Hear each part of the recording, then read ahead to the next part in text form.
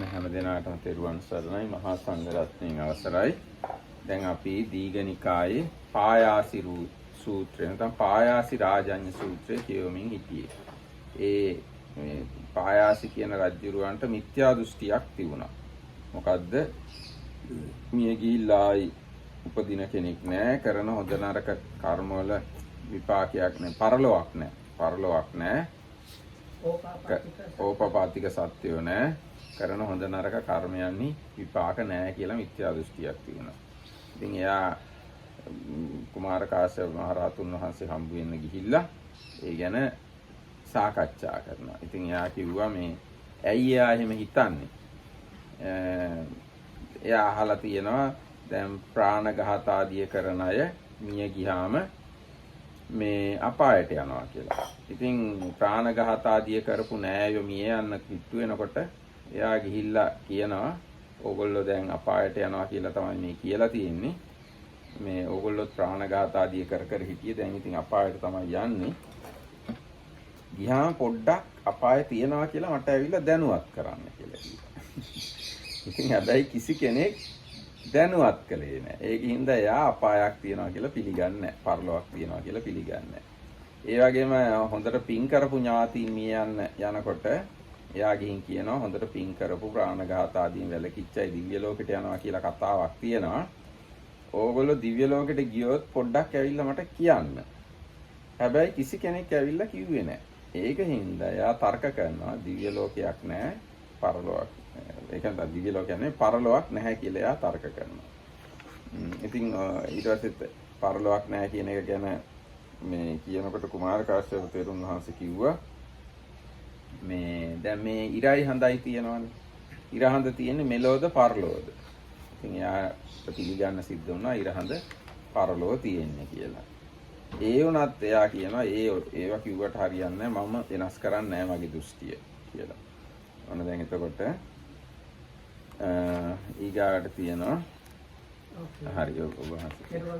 Everybody, so we are continuing our reading from the Dīඝanikāya. Now we are reading Sutta number 23, Payasi Sutta. So here we see Venerable Kumara Kassapa meeting with this chieftain or local king called Payasi, and this Payasi had this wrong view that there is no other world, there are no spontaneously born beings, and there are no fruits and results of good and bad actions. And so he saw people from his town going to see Venerable Kumara Kassapa, and because he knew that the Kumara Kassapa was follower of the Buddha, he went together with them and started arguing. So first point of argument was when Venerable Kumara Kassapa asked him, why do you believe your wrong view? And then anyway, so Venerable Kumara Kassapa asked him whether the moon and sun are in other world or not. And then this chieftain said, no, they are in other world, but still I don't accept what you say. So then there were two arguments, and the sutta goes always that he rejects what Kumara Kassapa explains, and then Venerable Kumara Kassapa asks him, do you have reason why you say this? So one reason was because some ascetics and Brahmins, they have the view if you do bad things, and especially these 10 unwholesome ways of actions, 3 by body, 4 by speech, 3 by mind are mentioned, you might end up in a bad destination, even in hell. So he had friends and relatives that were about to die that were following the bad actions, and he asked them to give him message once they end up in the hell, but nobody gave him the message. Then same situation later on is given with the good actions. So he had friends and relatives that were following the good actions, and he asked them to give him a kind of message after they arise in heaven, but even though they died and promised, that nobody came. So then Kumara Kassapa explained that with the bad people, he asked him, if you have a thief and sentence him to be executed, and if the thief asks the executioners if they release him, do they release him or execute him? And he said execute him. So he said, how can you expect people who ended up in hell to be released by the wardens of hell to give you message? And for the positive side, for the heaven, the explanation was if somebody was in a cesspool and you take him out, wash him, bathe him, and cater to all his needs, even put him in a palace to enjoy all the five senses. Would such a person like to jump back into the cesspool? And the chieftain says no. So then Venerable Kumara Kassapa says, likewise these people that ended up in the heavenly realm, because for them human realm is like a cesspool, very horrible, stinking and so on. They don't want to come here. That's why they you don't get the message. Also, this should be very convincing. Are you convinced by this statement? Yeah. Let's see the end of this. No, I think whenever Kumar Kassapa is very clear, like on the spot without thinking, he directly like gives him the answer, and Payasi says, okay, no matter what you say, I still like don't this. But actually at the end of the sutta, the Payasi said he was convinced by the first thing, but because he liked the explanation, he continued asking him. So, but anyway, so. ඊට පස්සේ ඔන්න කුමාර කාශ්‍යප තෙරුන් වහන්සේ අහනවා ඔයා ඔය දෘෂ්ටිය දරාගෙන ඉන්න හේතු වෙන තවත් දේවල් තියෙනවද කියලා. එතකොට පායාසි රජුරෝ කියනවා මේ බවත් කාශ්‍යපයන් වහන්සේ මේ මගේ නෑයෝ මේ ප්‍රාණඝාතයෙන් අදත්තාදානෙන් ආදී අර දස අකුසලෙන් වැළකීලා ඉන්නවා. ඉතින් ඒගොල්ලෝ ලෙඩ වෙලා මරණාසන්න වුණාම No, yeah. This one here it says 5 precepts. The next one. not දස කුසල න No. පන්සිල් රැකගෙන ඉන්න නෑයෝ ඉන්නවා. ඉතින් ඒගොල්ලෝ මේ මරණාසන්න වුණාම මෙයා ගිහින් කියනවා මේ ওই විදිහට පන්සිල් රැකගෙන හොඳට ඉන්න අය මරණයෙන් පස්සේ තවතිසා දිව්‍ය ලෝකෙට යනවා. ඉතින් ඕගොල්ලෝ තවතිසා දිව්‍ය ලෝකෙට ගියාම මේ ඇවිල්ලා මට කියන්න එක්ක මට පණිවිඩයක් හරියවන්න කවුරු හරි යත්තේ. එතකොට මේ නමුත් මම එහෙම කිව්වට ඒ කිසි කෙනෙක් මේ මට ඇවිල්ලා පණිවිඩයක්වත් කිව්වේ නැහැ, මොකුත් දැනුම් දීමක් කළේ නැහැ. ඒ නිසා මේ මම හිතනවා පරලොවක් නැහැ කියලා. එතකොට ආයි කියන්නේ Honorable Kassapa, this is another reason why he refuses to let go of his dream. Honorable Kassapa, I have friends who abstain from killing, taking what is not given, sexual misconduct, from telling lies, from strong drink and sloth-inducing drugs. So these friends eventually became ill and so on, and he went to them and told them there are ascetics and Brahmins who declare and believe that those who abstain from the five things that are the 5 precepts will be born in a happy state in a heavenly world as companions of the 33 gods. So then please, when you go there, give me a message, because I trust what you say. If you tell me, I will trust it as if I saw it with my own eyes. But although they agreed, they neither came to tell me nor did they send a messenger. That Honorable Kassapa is the reason for maintaining that there is no other world, there are no spontaneously born beings, and there are no results of fruits of good and bad actions. එතකොට කුමාර කාශ්‍යප තෙරුන් වහන්සේ කියනවා එහෙනම් මම ඔබෙන්ම මේ ගැන අහන්නම් ඔයාට තේරෙන හැටියට උත්තර දෙන්න. දැන් රජතුමනි මිනිස්සුන්ගේ අවුරුදු 100ක් තවතිසාවැසි දෙවියන්ගේ එක දවසක්. ඒ වයින් 33ක් ඒ දෙවියන්ට මාසයක්. ඒ මාසෙන් 12 මාසයක් අවුරුද්දක්. ඒ අවුරුදු වගේ අවුරුදු 10ක් තවතිසාවැසි දෙවියන්ගේ ආයුෂ. එතකොට ඔය ප්‍රාණඝාත ආදීන් වැළකීලා මේ තවතිසා දිව්‍ය ලෝකෙට ගියාම කවුරු හරි එක්කෙනෙක් ඒගොල්ලන් හිතනවා අපි එක රැයක් දෙකක් හෝ දිව්‍ය සැප විඳලා ඊට පස්සේ අපි ගිහිල්ලා පායාසිට කියනවා පරලොවක් ඇතයි කියලා. ඒ වුණාට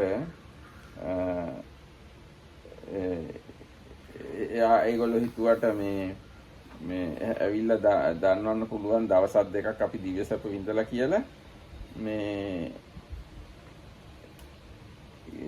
ඔයාට ඒගොල්ලෝ ඇවිල්ලා කියන්න අවස්ථාවක් ලැබනවද? ඒ ලැබෙන්නේ නැහැ. පායාසි රාජාඥ මැරිලත් ඉවරයි දිව්‍ය ලෝකේ එක දවසක් යනකොට කියලා ඔන්න කුමාර කාශ්‍යප තෙරුන් වහන්සේ කිව්වා. As to that, chieftain, I will question you about it, and you shall answer as you think fit. That which is for human beings, chieftain, 100 years is for the 33 gods 1 day and night. 30 of such nights make a month, 12 of such months a year, and 1,000 such years are the lifespan of the 33 gods. Now, suppose they were to think, after we have indulged the pleasures of the five senses for 2 or 3 days, we will go to Payasi and tell him that there is another world, there are spontaneously born beings, there is fruit and result of good and bad actions. Would they have done so? That's no, Venerable Kassapa, because we should be long since dead. But Venerable Kassapa, who has told you that the 33 gods exist and that they are so long-lived? I don't believe in the 33 gods exist or that they are so long-lived. ඔව් දැන් මේ එහෙම කිව්වහම පායාසි රාජාඥා කියනවා එහෙම දැනුම් දෙන්න අවස්ථාවක් ලැබෙන්නේ නැහැ කියලා. ඊට පස්සේ යා කියනවා මේ ඒගොල්ලෝ අපිව බලන්න එනකොට අපි මිය ගිහිල්ලා ගොඩක් කල් ගත වෙලා. ඒත් තව්තිසා දෙවියෝ කියලා જાතියක් ඉන්නවා කියලා මෙහෙම දීර්ඝායුෂ තියනවා කියලා මේ කවුද මේ කාශ්‍යප හාමුදුරන්ට කිව්වේ? තව්තිසා දෙවියෝ ඉන්නවායි කියලා හෝ මෙහෙම දීර්ඝායුෂ තියනවා කියලා හෝ ඔය කියන කාශ්‍යප හාමුදුරන්ගේ වචන අපි පිළිගන්නේ නැහැ කියනවා. දැන් මේ කාරණාවෙන් තව වැදගත් දෙයක් තමයි දැන් මේ දිව්‍ය ලෝක තියනවා දෙවියන්ගේ ආයුෂ මෙච්චර ලක්ෂ කෝටි ගණන් ගා ත්‍රිපිටකේ තව ගොඩාක් තැන්වල තියෙනවා. හැබැයි ඒ කොච්චර තියුණත් සමහර අය පිළිගන්නේ නැහැ. දැන් තව්තිසායසි දෙවියෝ අවුරුදු 3 කෝටි 60 ලක්ෂයක් ඊට එහා ඉන්න අය තව වැඩි ඔහොම අවුරුදු 14 කෝටි අන්තිමට පරිණිමිත වසවත්ති විතර යනකොට කෝටි 1000 ගාණක් විතර ආයුෂ තියෙනවා. ඉතින් ඔය කියන දේවල් සමහරව පිළිගන්නේ නැහැ. හැබැයි මේ දැන් මේ සූත්‍රයේම තියෙනවා හරියටම මේ තව්තිසායසි දෙවියන්ගේ ආයුෂ ගැන සඳහන් කරලා. ඒකට අනිත් දිව්‍ය ආයුෂ වල පිළිබඳ ත්‍රිපිටකයේ තියෙන අනිත් ඒවාත් අපිට පිළිගන්න වෙනවා. මේක පිළිගන්නවා නම්.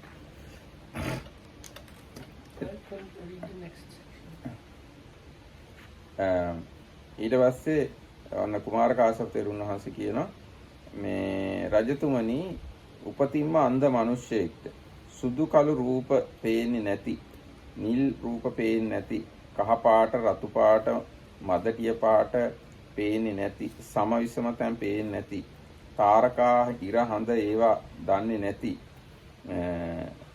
ඔහුට කළු සුදු පැහැ රූප නැහැයි කියලා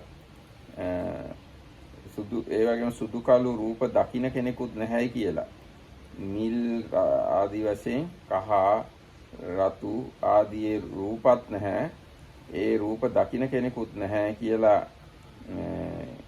මේ නැහැයි කියලා මේ මම නොදනිමි මේ මම නොදකිමි එහි ඉන්නේ නැතයි මෙසේ කියන්නේ නම් රාජතුමනි එසේ කියන තැනැත්තා මනාකොට කියන්නේද? ඒ කිව්වේ දැන් මේ ඇස් අන්ධ මිනිස්සෙක් ඉන්න උපතින්. එයාට සුදු කළු පේන්නේ නැහැ, වර්ණ පේන්නේ නැහැ, සම විසම පේන්නේ නැහැ, ඉර හඳ තාරකා පේන්නේත් නැහැ. ඉතින් එයාට පේන්නේ නැතිකම හින්දා එයා කියනවා ඉරක් නැහැ, හඳක් නැහැ, සුදුත් නැහැ, කළුත් නැහැ, රතුත් නැහැ, මොකුත් නැහැ කියලා.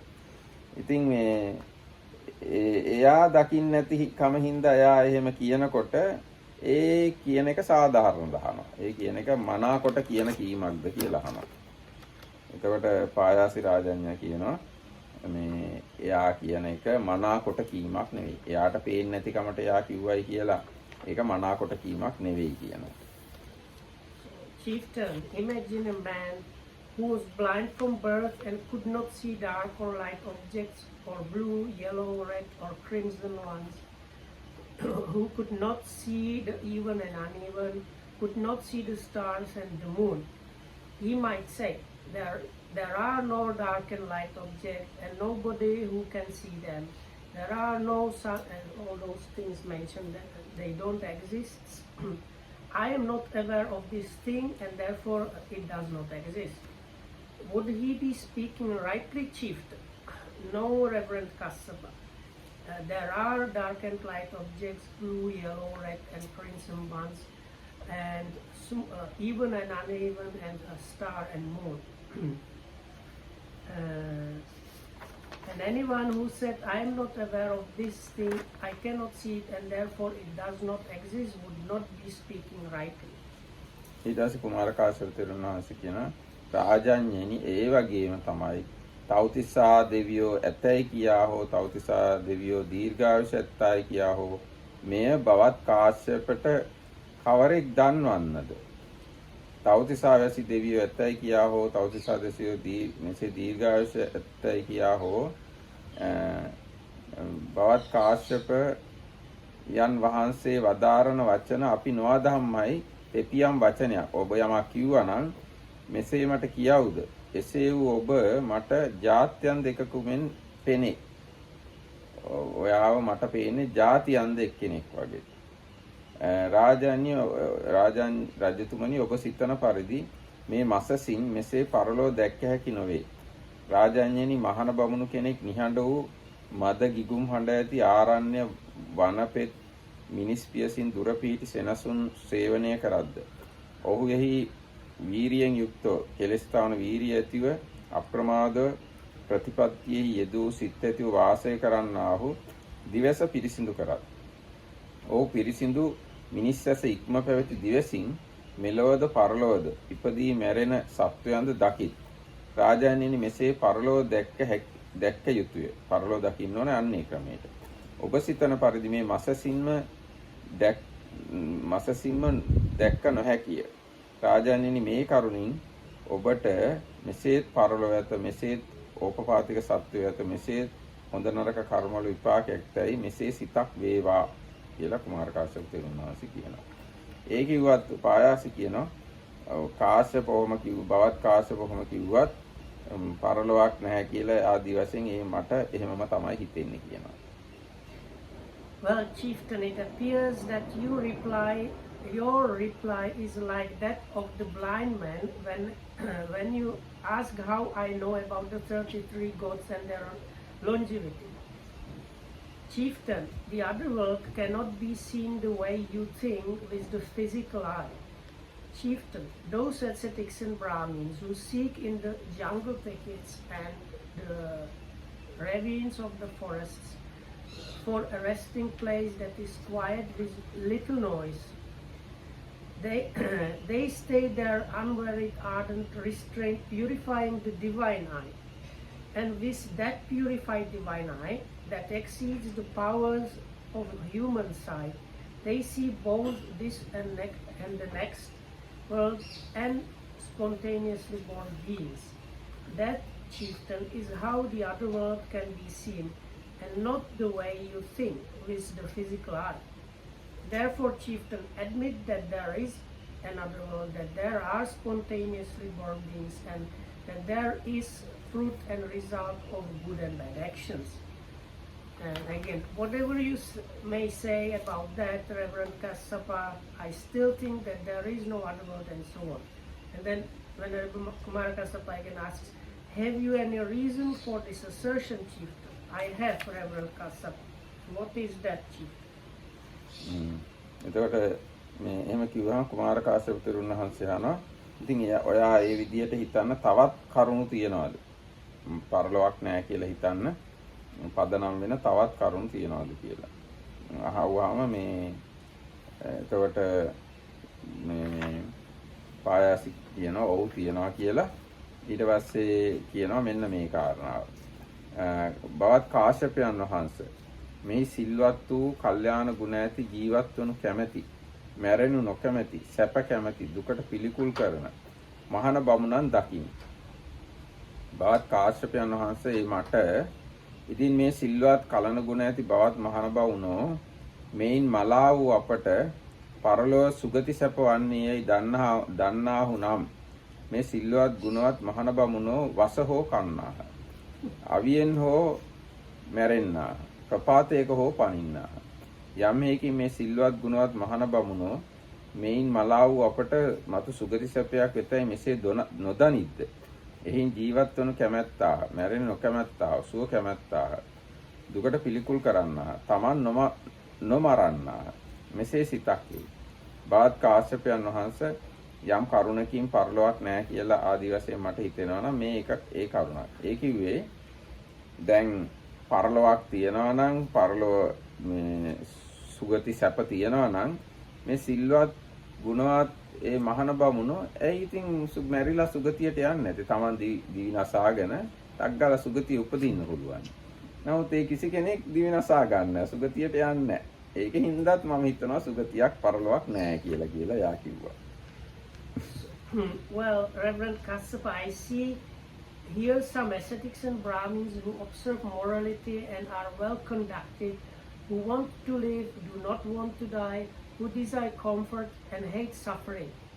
And it seems to me that if there were good ascetics and Brahmins who are so moral and well conducted, know that after that they will be better off, then these good people would now take poison, take a knife and kill themselves, hang themselves or jump over a cliff. But though they have such knowledge, they still want to live, do not want to die, they desire comfort and hate suffering. And that, Reverend Kassapa, is my reason for maintaining that there is no other world and so on. ඊට පස්සේ කුමාර කාශ්‍යප තෙරුන් වහන්සේ කියනවා එහෙනම් රජතුමනි මම ඔබට උපමාවක් කියන්නම්. මේ ඉස්සර වෙච්ච කතාවක් කියනවා. එක්තරා බ්‍රාහ්මණයෙකුට භාර්යාව දෙදෙනෙක් හිටියා. එතකොට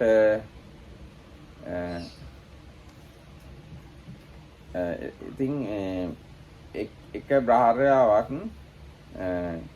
අවුරුදු 10ක් 12ක් විතර වයසක පුතෙකුත් හිටිය එක භාර්යාවකට. අනිත් භාර්යාවට දරු ගැබක් ඇති වෙලා ළමයා බිහි වෙන්න ලං වුණා. ඒ වෙලාවේ ඒ බ්‍රාහ්මණයා මිය ගියා. ඒ වෙලාවේ ඒ මානවකයා එකල්ලියම බොුණා. ඒ මානවක තෙමේ සෙවෙත් එතකොට මේ අර අවුරුදු 10ක් 12ක ළමයෙක් හිටියානේ. ඒ ළමයා කියනවා මේ මවට නැත්තම් No, the second one. අනිත් අම්මට කියනවා මේ දැන් බිරිඳවලා දෙන්නෙක් හිටියානේ බ්‍රාහ්මණයට. දැන් බ්‍රාහ්මණයා මැරුණාම අර අවුරුදු 10ක විතර ළමයා එයාගේ අම්මට නෙවෙයි අනිත් බිරිඳට කියනවා පින්වතිය යම් ධනයක් හෝ ධාන්‍යයක් හෝ රිදියක් හෝ රණක් හෝ වේද ඒ සියල්ල ඔබගේය. ඔබට මේ ඒ සියල්ල මගේය. ඔබට මෙහි කිසිත් නැත. භවතිය පියාගෙන් මට උරුම වූ ඒ වස්තුව මට පවරවයි කීයේ. තාත්තගෙන් මට උරුම වෙච්ච එක මට පවරන්න කියලා කිව්වා. මෙසේ කී කල්ලි ඒ බැමිණි ඒ මානවකයාට දරුව මා වදනතෙක් බලාපොරොත්තු වව. මේ ඉතින් කුමරෙක් වී නම් ඔහුටත් එක් කොටසක් අයත් වන්නේ. ඉතින් කුමරියක් වේ නම් ඕද තට පාද පරිචාරිකා වන්නේයි කිව්වේ.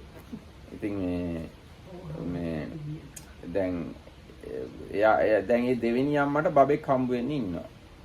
ඒ අම්මා කියනවා පුතේ මේ පොඩ්ඩක් ඉන්න මේ මට හම්බ වෙන්න ඉන්න බබා උපදිනකන් එයා ඉපදුනොත් එයා පුතෙක් වුණොත් මේ ධනෙන් කොටසක් එයාටත් දෙන්න ඕනේ. එයා දුවෙක් වුණොත් එයා ඔයාට විවාහ කරලා දෙන්න කියලා කියනවා. දෙවෙනි සැරේටත් ඒ තරුණයා කියනවා මේ මට ඔක්කොම මටයි ධනෙ අයිති තාත්තයි කියලා. ඊට තුන්වෙනි සැරේටත් කියනවා. මේ ඊට පස්සේ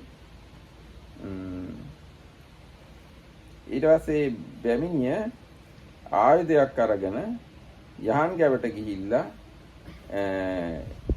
කුසතුර ඉන්න දරුවා පිරිමි දරුවෙක්ද ගැහණු දරුවෙක්ද කියලා බලන්න වඩ පලා ගන්න. මේ බාල වූ අව්‍යක්ත වූ ස්ත්‍රිය මේ නොමගින් දෑවැද්ද සොයන්නේ ව්‍යසනයට පැමිණියා. එසේම තොමෝද දරු ගැබද වස්තුවද නසාලු. ඒ වගේම එයාගේ දරු ගැබත් නසාගත්තා, වස්තුවත් නසාගත්තා. එසේම රාජඤ්ඤණි ඒ අනුවන නොවියත් ස්ත්‍රී නොමගින් දෑවැද්ද සොයන්නේ අන්‍යවශ්‍යයෙන් පැමිණියාවුද එසේම අනුවන වූ නොවියත් වූ ඔබ නොමගින් පරලොව සොයන්නාහු ව්‍යසනයට පැමිණියාහු. ඒ ගැහණුවෙක් කෙනාගේ ඔබත් නොමගින් පරලොවක් තියනවාද කියලා හොයන්න ගිහිල්ලා ඔබ විනාශ වෙනවා. රජතුමනි I will read it, otherwise it will be too long. Well then, chieftain, I will give you a simile or example because some wise people understand what is said by means of an example. Once upon a time, chieftain, a certain Brahmin had 2 wives. One had a son 10 or 12 years old, while the other was pregnant and nearing her time when the Brahmin died. And then this youth, that means the teenage boy, 10, 12 years old, said to his mother's wife, "Lady, whatever wealth and possessions, silver or gold there may be, is all mine. My father made me his heir."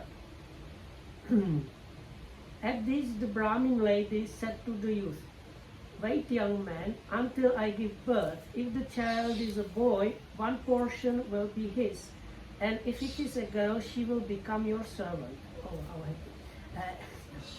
The youth repeated his words. servant කියන වචනේ නෙමෙයි මේකේ තියෙන පාද පරිචාරිකා. පාද පරිචාරිකා කියලා සාමාන්‍යයෙන් බිරිඳට තමයි කියන්නේ. Yes, even better, she will become your wife, so you will pass. Anyway. So the youth repeated his words a second time and received the same reply. When he repeated them a third time, the lady took a knife and going to an inner room, cut open her belly, thinking, "If only I could find out whether it is a boy or a girl."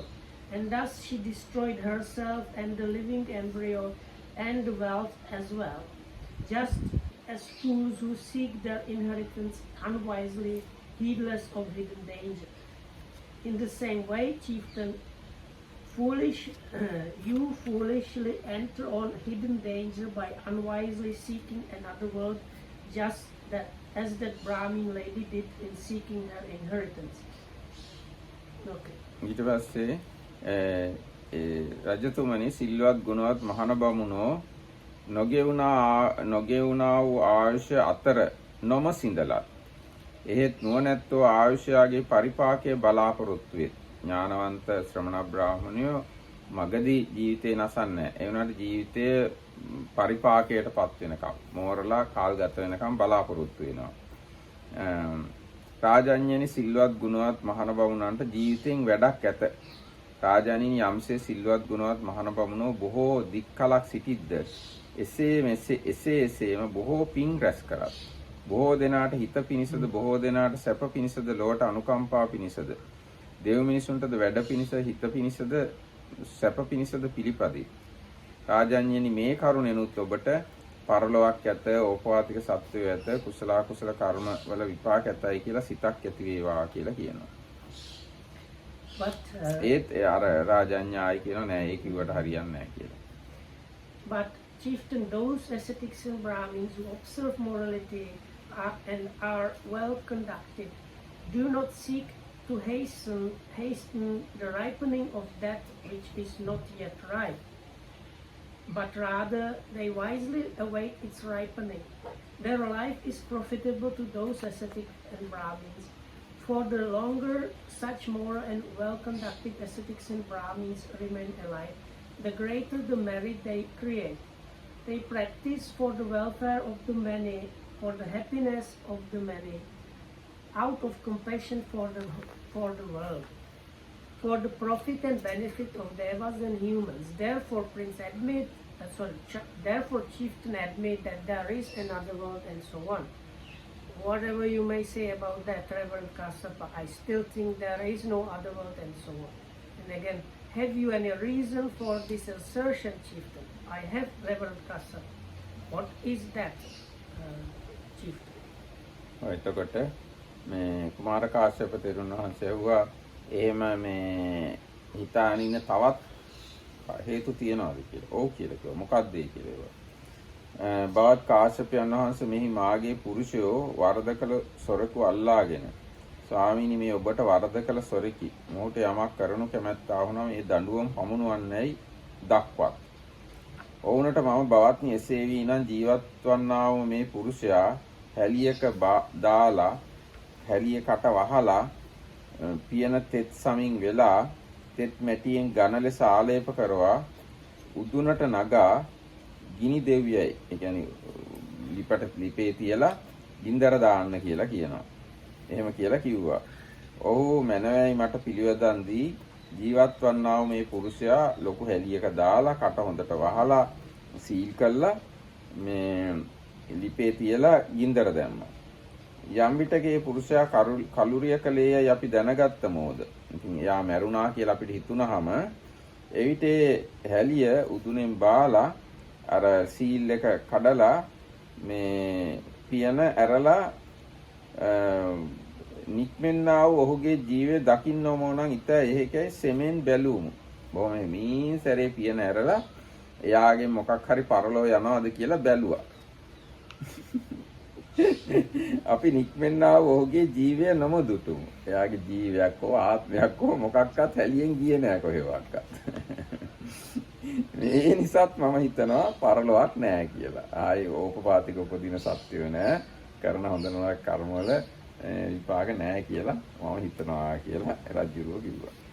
Now comes the real terrible stories.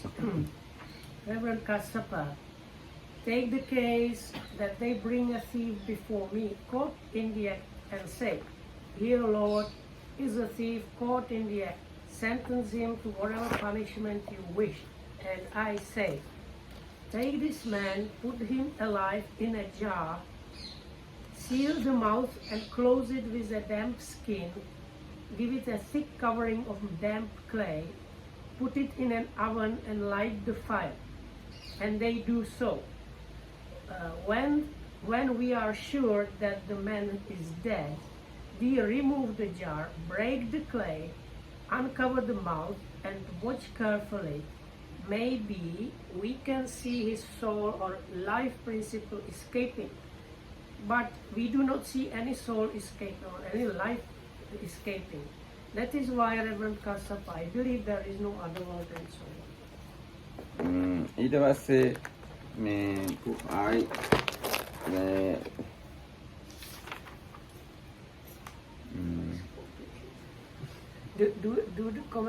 Does the commentary say that he gave it as just an example he made up, or that he actually did these things? I think he actually did this. Not So the he was example. so extremely fortunate that he met the Kumara. Mm. But maybe still the result, he didn't become stream enter, isn't it? No. So later on he is probably going to No. get the He result. became a divine being. After. Yeah, but in some subsequent lives, he is probably going to get results from that. Maybe. Anyway, after the death, he became a divine being. Anyway. But how, after such terrible acts of killing, torturing people and killing them, could he become divine? But after this sutta, he became righteous person and he started giving dana.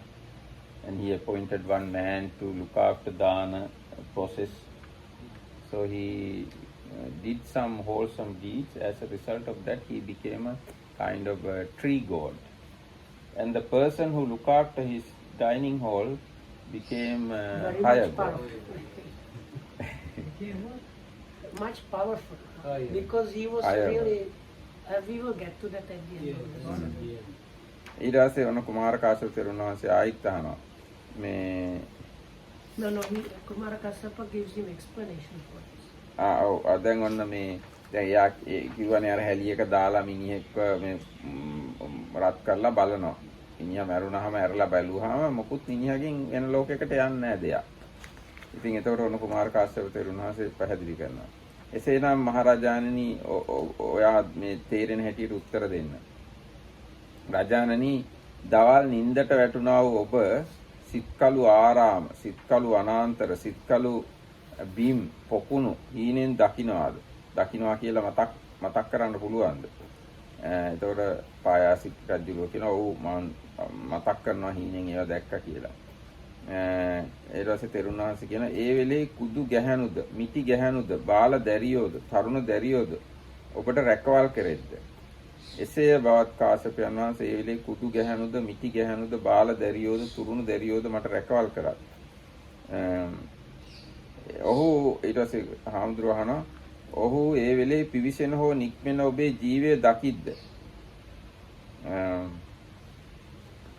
බවත් කාශ්‍යපයන් වහන්සේ මේ නොවේ. ඒ කවුරුත් මේ දකින්නේ නැහැ. ඒ කියන්නේ දැන් මට තේරෙන හැටියට රජුරෝ දවල් නිදාගෙන ඉන්නේ නැද්දි මේ සිහින දකිනවා.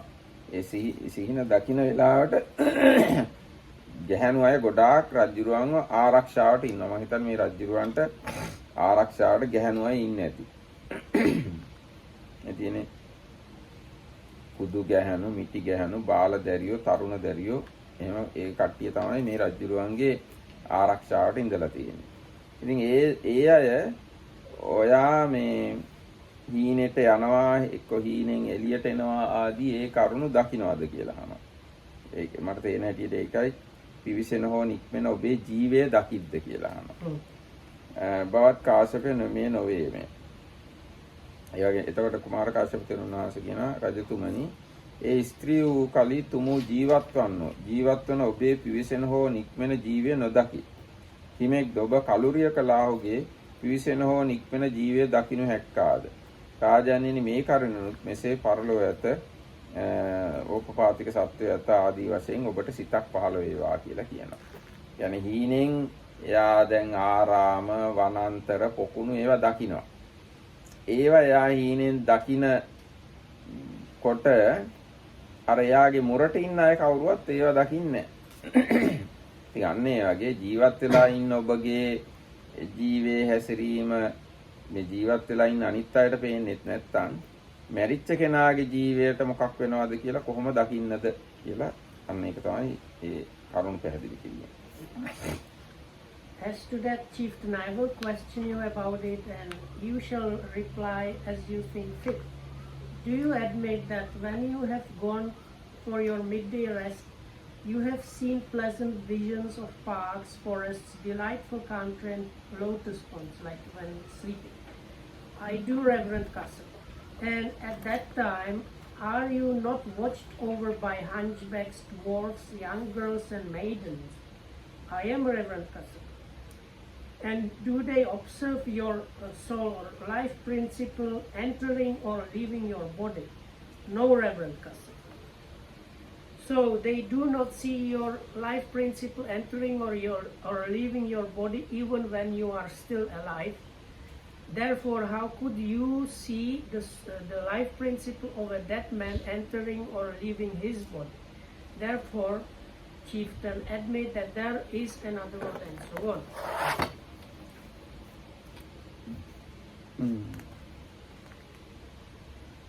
Sometimes it's Reverend Kassapa, sometimes it's Kumara Kassapa. No. Kumara Kassapa is used by Venerable Ananda when he's giving the description as the story, but the chieftain calls him just Reverend Kassapa. It's like if you know 5 people that are Johns, so when you talk to some other person, you use it is the small John or the black hair John. But when you talk with the John, you just say John. It's the same principle. So when a third person talks about the situation, it's Kumara Kassapa. But when they talk together, they just say Kassapa. So what is his name? Kumara or Reverend? Kumara is his name. Reverend is Venerable Kumara. Venerable Kumara Kassapa. So he's a monk. He's a monk, yes. But basically both are okay, depending on. ඊට පස්සේ ඔන්න ආයිත් මේ කියනවා මට නම් ඔය කොච්චර කිව්වත් තාම පරලොවක් තියනවා කියලා විශ්වාස නැහැ කියලා. ඒ මොකද අහනවා. ඔන්න එතකොට කියනවා මෙහෙම. වාත් කාශ්‍යපයන් වහන්සේ මෙහි මගේ පුරුෂයෝ හොරකු අල්ලාගෙන මේ හොරා වැරදි කළා ඔයා කැමති දඬුවමක් දෙන්න රජතුමනි කියලා කිව්වහම මේ එහෙනම් මෙහෙම කරන්න කියලා එයා ජීවත් වන්නා මේ පුරුෂයා තරාදියක දාලා කිරනවා. තරාදියක දාලා ඒ හොරාගේ බර කොච්චරද කියලා කිරනවා. ඊට පස්සේ හුස්ම ගන්න බැරි විදිහට දුනු දියෙන් ගෙල වෙලා මරා යලිදු තරාදියෙන් කිරන්න කියලා මේ මිනිසුන්ට කියනවා. ඒ කියන්නේ මිනිහව මරලා ආයෙත් තරාදියෙන් කිරලා බලන්න කියලා කියනවා. ඒ හුස්ම ගන්න විදිහට මේවා කළා මේ මරලා ආයි තරාදිය දාලා කිරලා බැලුවාම එයාගේ ජීවත් වෙලා ඉන්න කාලේ ශරීරයට වඩා මේ ජීවත් වෙලා ඉන්න කාලේ ශරීරයට වඩා තව බර වැඩි. ඉතින් ඒකින්ද මට හිතෙනවා මේ දැන් මේ ශරීරයේ මොකක් හරි පරලොවට ගියා නම් බර අඩු වෙන්න එපා හරිනා. ඒකට බර වැඩි. ඒකින්ද මං හිතනවා පරලොවක් නැහැ කියලා රාජඤ්ඤා කියනවා. This one is one of the most strange arguments. So anyway, so he again rejects Venerable Kumara Kassapa, and then he's asked again for the reason, and he goes to say, Reverend Kassapa, take the case that they bring a thief before me and so on, and when he punished the chieftain says, weigh this man on the scales alive, then strangle him and weigh him again. And they do so. As long as he was alive, he was lighter, softer and more flexible. But when he was dead, he was heavier, stiffer and more inflexible. And that, Reverend Kassapa, is my reason for maintaining that there is no Adama and so on. So Damarkitam says this probably means like if something goes from him to the next world, the body should not become heavier. එතකොට අන්න කුමාර කාශ්‍යප තෙරුන් වහන්සේ කියන ඔන්න මම එන උපමාවකින් පැහැදිලි කරන්න. රාජානි යම්සේ පුරුෂයෙක් මුළු දවසේම රත් කරන ලද ගින්නෙන් ඇවිලගත් ගින්නෙන් දිලිසෙන ගිනිදැල් සහිත යගුලියක් තරාදියෙන් කිරන්නේ නම් පසු කාලයක සිසිල් වූ නියුණු ඒ යගුලිය තරාදියෙන් කිරන්නේ නම් කොයි වෙලාවේ ඒ යගුලිය වඩා සැහැල්ලු හෝ වඩා මොලොක් හෝ වඩා කර්මන්නේ වේද?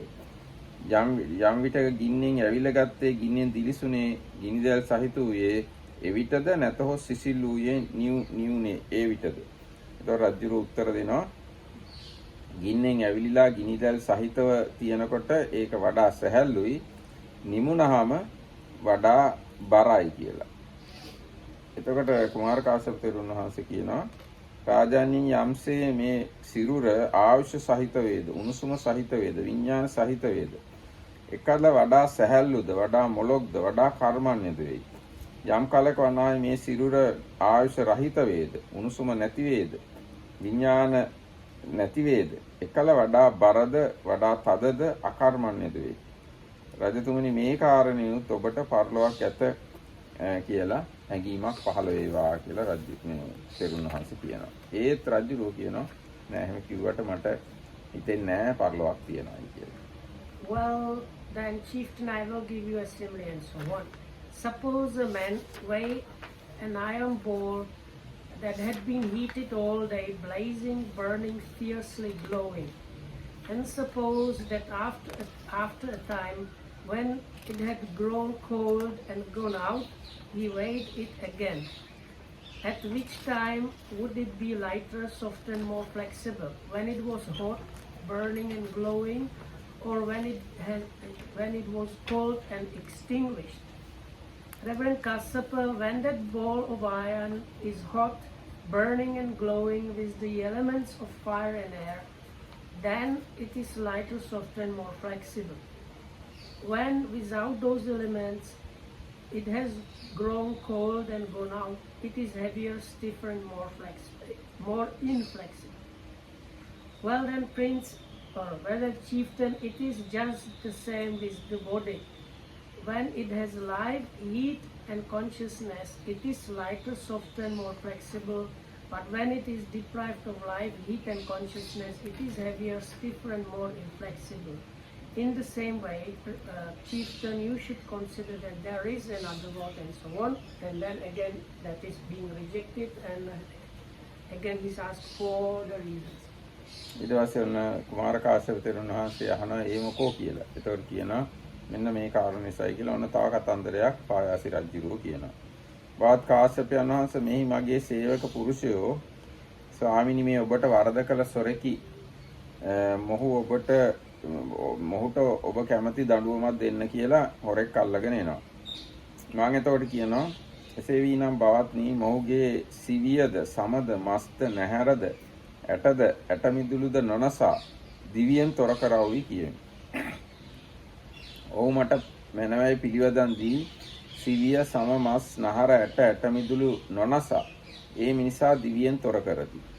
යම් විටක ඔහුගේ ප්‍රාණය නිරුද්ධ වන්නට පටන් ගත්තේ වේද එවිට ඔවුන්ට බවත්නි එසේනම් මොහුගේ නික්මෙන ජීවය දකිමෝනම් යෙහෙකි. එයින් මොහු උඩුකුරු කොට හොවවි කියමි. ඔහු ඒ මිනිසා උඩුකුරු කොට හොවත් අපි ඔහුගේ නික්මෙන ජීවය නොදකුම්හ. දැන් මිනිහෙක් අල්ලගෙන ආපුවාම මේ කියනවා සේවකයන්ට මෙයාගේ ඇඟට කිසිම හානියක් වෙන්නේ නැතුව මෙයා මරන්න කියලා උඩුබැලිය අතට තියන්න කියනවා. අපිට ඕනේ මෙයාගේ ජීවය පිට වෙලා යන හැටි බලන්න. හැබැයි එහෙම අපි බැලුවට බොහොම පරිස්සමින් කිසිම දෙයක් පරලෝකෙට යන්නේ නැහැ මෙයාගේ. ඊට පස්සේ තවත් වෙලාවක මිනිහෙක්ව යටපැත්තට හරවලා බලනවා. ජීවය ඇඟේ කොහෙන් හරි පිට වෙයිද කියලා. ඊට පස්සේ දකුණු ඇලෙන් වම් ඇලෙන් ඊට පස්සේ ඔළුව කෙලින් තියලා හිටවලා ඔළුව යට අතට තියලා ඊට පස්සේ අතින් තලලා ගල් වලින් තලලා දඬු වලින් තලලා ආයුධ වලින් ගහලා මෙහාට පෙරලලා එහාට මෙහාට පෙරලලා ඔහොම නොයේක් විදි වලින් මිනිස්සු මරලා පරීක්ෂා කරලා බලනවා ඒ කොයි ආකාරයෙන් හරි මැරෙනකොට මෙයාගේ ජීවය එළියට යයිද කියලා. ඒත් අපි කිසි වෙලාවක එයාගේ ජීවය එළියට යනවා දකින්නේ නැහැ. ඔහුගේ ඒ ඇසම වේ. ඒ මිනිහගේ ඇහැම තියෙනවා. ඒ රූපෙම වේ. එහෙත් ඇස ඒ රූපායතනය පහළ නොකරයි. ඔහුගේ කනම වේ. ශබ්දයම වේ. එහෙත් කන ශබ්දායතනය පහළ නොකරයි. නාසාම ගන්ධ ඔය විදිහට ස්ප්‍රස්ඨාව්‍ය ආයතනය පහළ නොකරයි. ඒක මට හරියටම තේරෙන්නේ නැහැ. සද්දා තංචායතන න පරිසංවේදී. තදේව සෝතං. එයාට කනක් තියෙනවා, සද්දක් තියෙනවා. හැබැයි ඒක දැනගන්නේ නහයක් තියෙනවා, ගඳක් තියෙනවා. ඒ ගඳ සුවඳ දැනගන්නේ. අය විදිහටම ආයතන වලින් අරමුණු ගන්න. ඉතින් අන්න ඒ විදිහට මේ විවිධාකාරයෙන් මිනිස්සුන්ව මරලා බලනවා. හැබැයි ඒ කොයි වෙලාවකවත් මැරිච්ච කෙනාගෙන් මොනවා හරි පරලෝකෙට යනවා මේ රජුරවන්ට පේන්නේ නැහැ. අන්න ඒකෙන් හින්දා තමයි මම හිතන්නේ මැරිලා ආයි උපදින්නේ නැහැ කියලා. පරලෝකයක් නැහැ කියලා. This one is a bit strange. Anyway, so this is the explanation for the reason. Reverend Kassapa, take the case of a thief that they bring to before me and so on. And I say, for the punishment, the chieftain says, kill this man without wounding his cuticles, skin, flesh, sinews, bones, or marrow. And they do so. When he is half dead, this one I think means like half. Like he's dying probably, but not dead yet. No, not yet. Yes, correct. So half dead means like in the process of really dying, because in English half dead can mean you just lie down and after some time you revive. I think half dead means like you are about to die soon. I say, now lay this man on his back and perhaps we shall be able to see his soul or life principle emerging. They do so, but we cannot see his soul, the life principle emerging. Then I said, turn him face downward, or on his side, or on the other side, stand him up, stand him on his head, thumb him with your fists, stone him, hit him with sticks, strike him with swords, shake him this way or that way, and perhaps we shall be able to see his soul emerging. And they do all these things, but although he has eyes, he does not perceive objects or their spheres. That means like he's not registering the objects.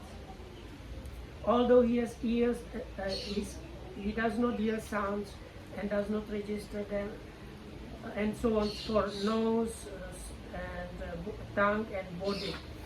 And that is why, Reverend Kassapa, I believe there is no other word and so on. So that seems they like beat him up just before dying, and then they try different positions and different punishments to see if they see in some way the life principle escaping, and they don't see it. ඒකට කුමාර කාශ්‍යප තෙරුන් වහන්සේ උපමාවක් කියනවා. ඔබට තේරෙන හැටියට මේ මේ ඔන්න උපමාවක් කියනවා. පෙර වූවක් කියමින් එක්තරා සක්පිඹින්නේ සකක්ගෙන, ඒ කියන්නේ හග්ගෙඩියක් අරගෙන ඈත ප්‍රදේශයකට ගියා, පසල් දනව්වට ගියා. ඒ එක්තරා ගමක් කරා එළඹියේ. එළඹ ගම මැද සිටියේ සක තුන්වරක් හඬවා සක බිම තබා එක් පැත්තක උන්නේය. රාජාණීන් එකල පින්වත්නි මෙසේ ඇලුම් කටයුතු, මෙසේ සිත්කලු, මෙසේ අසන්නන් මත් කරන, මෙසේ සිත් බඳනට කරුණු, මෙසේ අසන්නන් මුසපත් කරන මේ හඬ කවරක් උගේදැයි ඒ පසල් දනව් වැසි මිනිසුන්ට සිතක් විය. ඔහු රැස්ව ඒ සක්පිඹින්නහු බනවා. ඉතින් මේ පසල් දනවේ මිනිසු රැස් වෙලා සක්පිඹින්නට කියනවා, එම්බා පුරුෂය මෙසේ ඇලුම් කටයුතු, මෙසේ සිත්කලු, මෙසේ අසන්නන් මත් කරන, මෙසේ සිත් බඳනට කරුණු, මෙසේ අසන්නන් මුසපත් කරන මේ හඬ කවරෙකුගේදැයි විචාලාහ. බවත්නි යමෙකුගේ මෙසේ ඇලුම් කටයුතු, මේ සිත් මත් කරන මේ හඬක් මේ වේනම් ඒ මේ සක නැමයි සක්පිඹින්නා කියේ. ඒ සක් හඬයි කියලා සක්පිඹින්නා කිව්වා. ඔහු ඒ මිනිස්සු කියනවා පින්වත් සක්හඬ නගව, පින්වත් සක්හඬ නගව ඒ සක උඩුකොරකට හෙව්විය. ඉතින් ගමේ මිනිස්සු හග්ගෙඩියට කියනවා පින්වත් සක සද්ද කරන්න කියලා කෙලින් කරලා තිබ්බා. ඊට පස්සේ හග්ගෙඩිය සද්ද කළේ නැහැ. ඊට පස්සේ හග්ගෙඩිය යටි කුරු කරලා තිබ්බා. හග්ගෙඩිය ඇල කරලා තිබ්බා. අනිත් පැත්තට හරවලා තිබ්බා. මුදුන උඩට හිටිනේ, මුදුන යටට එන්නේ. ඊට පස්සේ අත්ලෙන් තැලුවා හග්ගෙඩියට, ගල් වලින් තැලුවා හග්ගෙඩියට, දණ්ඩෙන් තැලුවා, ආයුධ වලින් තැලුවා, එහාට පෙරළුවා, මෙහාට පෙරළුවා. පින්වත් සක හඬ නගව, පින්වත් සක හඬ නගවයි කිය ඈත මෑත පෙරළුවා. එහෙත් සක හඬ නොම පැවැත්විය. රාජාණ්‍යනි, එවිට ඒ සක්පිඹින්නහුට මේ පසල් දනවැසි මිනිසු මොනතරම් අඥානද. මොහු කෙසේනම් නොමගින් සක්හඬ හොයන්නාවුදයි මේ සිත විය. හේ ඔවුන් බලා සිටියදීම සකගෙන තුන්වරක් සක පිඹ ඒ රැගෙන නික්ම ගියේය. ඉතින් මේ මිනිස්සු කවදාත් සක්හඬ කියන එක දන්නේ නැහැ. ඒ ගමේ මිනිස්සු ඒකයි. රාජාණන් ඉක්බිතියේ පසල් දනවෙති මිනිස්සුන්ට බවත්නි යම් විටක මේ සක මිනිසෙකු හා එක්ව පැවැත්තේද, මිනිසාගේ උත්සාහය හා එක්ව පැවැත්තේද, වායුව හා එක්ව පැවැත්තේද, එකල මේ සක හඬ කෙරේ. යම් විටක කලී මේ සක මිනිසෙකු හා එක්ව නොපැවැත්තේද, මිනිසාගේ උත්සාහය හා එක්ව නොපැවැත්තේද, වායුව හා එක්ව නොපැවැත්තේද, එවිට හඬ නොම කෙරේයයි මේ සිත විය. රාජාණන් එපරිද්දේ මේ යම් කාලයක මේ සිරුර ජීවිතේන්ද්‍රය සහිත වේද, උණුසුම සහිත වේද, විඥාන සහිත වේද, එකල ඉදිරියට දෙයයි, පෙරලා දෙයයි, සිටගෙන ඉන්නේද වෙයි, ඉඳගෙන ඉන්නේද වෙයි, සයනය කරන්නේද වෙයි, ඇසින් රූප දක්නේද වෙයි, කනින් ශබ්ද අහන්නේද වෙයි, නාසයෙන් දිවෙන් ශරීරයෙන් ස්පර්ශ ලබන්නේද වෙයි, මනසින් දහම් දන්නේද වෙයි. යම් කලක මේ සිරුර ආයුෂ නැති වේද, උණුසුම නැති වේද, විඥානය නැති වේද, එකල ඉදිරියට නොයයි, පෙරලා නොයයි, හිටගෙන නොසිටී, ඉඳගෙන නොසිටී, සයනය නොකරයි, ඇසින් රූප නොබලයි, කනින් ශබ්ද නොඅසයි, දිවෙන් රස ආදී වශයෙන් මනසින් දහම් නොමදන්නේ වෙයි. රාජාණෙනි, මේ කරුණෙනුදු ඔබට මෙසේත් පරලොව ඇත, මෙසේත් ඕපපාතික සත්වය ඇත, කරන හොඳ නරක කර්මයන්ගේ විපාක ඇතයි, මෙබඳු සිතක් ඇති වේවා කියලා තෙරුන් වහන්සේ කියනවා. ඒත් රාජඤ්ඤ කියනවා ඒ කිව්වට හරියන්නේ මට එහෙම හිතෙන්නේ නැහැ කියලා. So, well, Chieftain, I will give you a parable because the wise people and so on. So the parable is here. Once there was a conch blower who took his conch and went into a border country. On coming to a village, he stood in the village center, blew his conch 3 times, and then putting it down on the ground, sat down to one side. Then chieftain, those border folk or the villagers thought, where does the sound come from that is so delightful, so sweet, so intoxicating, so compelling, so captivating? They addressed the conch blower and asked him about this. Friends, this conch is where those delightful sounds come from. So they laid the conch on its back, crying, "Speak, Mr. Conch, speak." But the conch never uttered a sound. Then they turned it this way, that way, and hit it and so on. They did all these things like hit it with the stone and the sticks and so on, saying and crying, "Speak, Mr. Trumpet, speak, Mr. Conch, speak." But the conch never uttered a sound. And then the conch blower thought, what fools these border or these village people are. How stupidly they search for the sound of the conch. And as they watched him, he took the conch, blew it 3 times and went away. And those village people thought, it seems that when the conch is accompanied by a man, by effort and by the wind, then it makes a sound. But when it is not accompanied by a man, by effort and by the wind, it makes no sound. No sound. In the same way, chieftain, when this body has life, heat and consciousness, then it goes and comes back, stands and sits and lies down, sees things with its eyes, hears with its ears, smells with its nose, tastes with its tongue, feels with its body, and knows mental objects with its mind. But when it has no life, heat, or consciousness, it does none of these things. In the same way, chieftain, you should consider there is another world and so on. And then again, oh, whatever you may say about this, Reverend Kassap, I still think there is no other world and so on. දවසටම තියෙන නවත්තමු. හැම දිනකටම තෙරුවන් සරණයි. May you be all